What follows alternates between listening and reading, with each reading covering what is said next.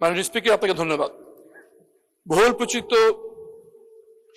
পত্রিকায় আমরা জানতে পেরেছি মাননীয় প্রধানমন্ত্রী সরকার দলীয় মহিলা এমপিদেরকে বিরোধী দলীয় সংসদ সদস্যদের এলাকায় উন্নয়ন তদারকির দায়িত্ব দিয়েছেন।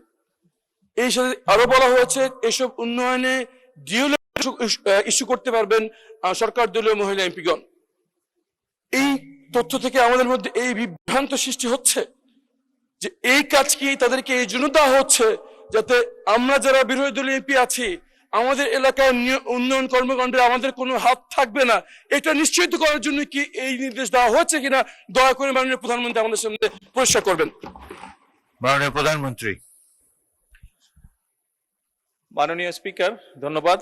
মাননীয় সংসদ সদস্য, আপনি যে প্রশ্নটি করেছেন তার জন্য আপনাকে আন্তরিকভাবে ধন্যবাদ।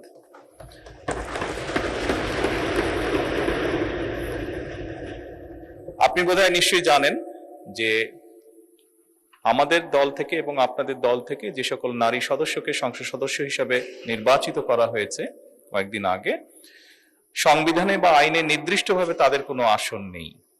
আপনার বা আমার যেরকম নির্দিষ্ট আসন আছে সেভাবে নির্দিষ্ট কোনো আসন নেই।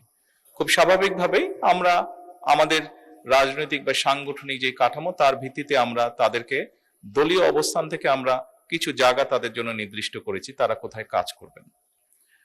আপনার নির্বাচনী এলাকায় একজন জনপ্রতিনিধি হিসাবে আপনার সম্পূর্ণ হক আছে যে আপনি আপনার এলাকার নির্বাচন উন্নয়নের ব্যাপারে কিভাবে ভূমিকা রাখতে চান।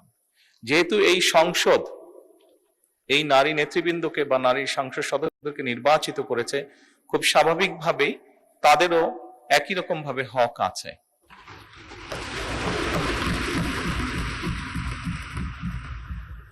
একই রকম ভাবে হক আছে তার এলাকার বা তার এলাকার মানুষের জন্য, এবং খুব স্বাভাবিকভাবেই আমরা যেটি নিয়ম আছে সরকারের সেই নিয়ম অনুযায়ী আমরা করছি। আপনার এলাকার যদি কোনো উন্নয়নের কোনো বিষয় যদি আমার সহযোগিতা করার কিছু থেকে জানাবেন, আমি সরাসরি আপনাকে সহযোগিতার চেষ্টা করব। ধন্যবাদ।